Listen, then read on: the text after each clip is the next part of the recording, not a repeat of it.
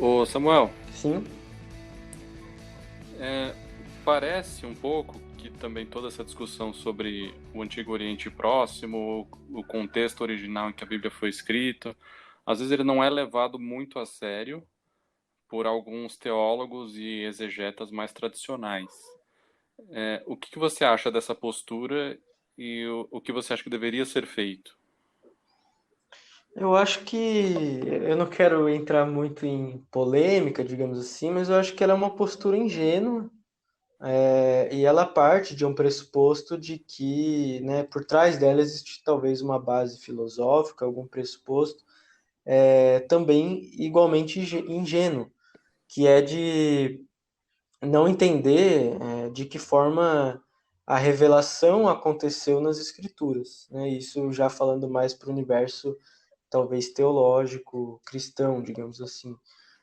Porque por detrás, isso na minha leitura, né, existe essa ideia de que existe uma singularidade do texto bíblico, existe uma exclusividade do texto bíblico, e essa exclusividade ela determina é, o que nós deveríamos levar em conta para sabermos sobre o Antigo Oriente. E eu acho que é esses pressupostos que levam a esse tipo de falha, eu considero uma falha, talvez hermenêutica, exegética,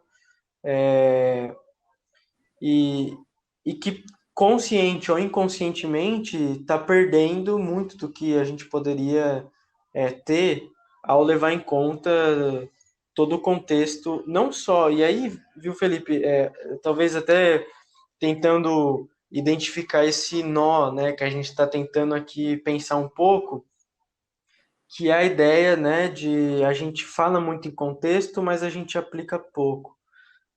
Justamente porque de fundo, às vezes, essa percepção, essa ingenuidade de que o texto bíblico é a única fonte que eu preciso ter para saber o que aconteceu do século tal ao século tal antes de Cristo. Mas eu vou dizer até mais, né? Às vezes até o universo teológico dessas outras sociedades pode contribuir para a gente entender melhor até alguns textos difíceis, né? Textos difíceis que eu quero dizer, aqueles que é, esses teólogos que acham que não precisam tanto do contexto, eles vão acabar passando dificuldade para entender alguns textos, né? Se a gente for pegar Uhum, próprio alguns versículos de Isaías, né? Quando aparece uma série de narrativas cosmológicas, mitológicas, de Deus em relação a esses outros seres espirituais, né? Então, uhum. como compreender isso se não entendê-los como conversando com um diálogo cultural maior e, de certo modo, fazendo apologética?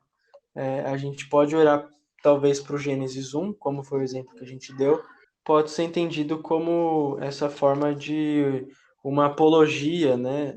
Uma defesa apologética do único Deus criador. Então, acho que é dessa forma que eu lidaria.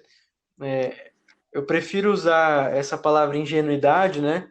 Porque eu quero crer que é por ignorância e ingenuidade, né? Não é algo conscientemente para se trabalhar contra essa maior contribuição.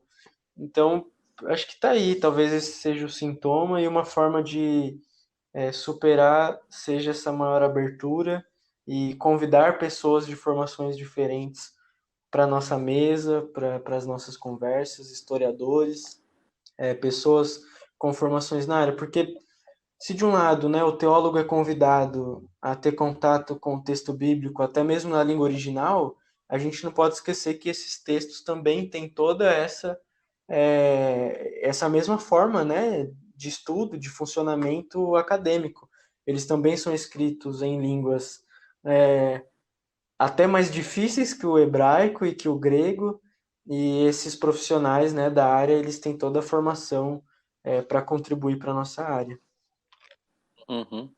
Eu costumo usar de exemplo o Behemoth e o Leviatã. Uhum. Eu falo que se você não estudar o contexto e como que a cultura pensava sobre essas criaturas, você vai acabar achando que são um hipopótamo ou um jacaré, ou o pior, que é o povo que acha que são É isso que eu ia dinossauros. falar, ou um dinossauro. Esse aí é de quebrar a cara. É... Com certeza.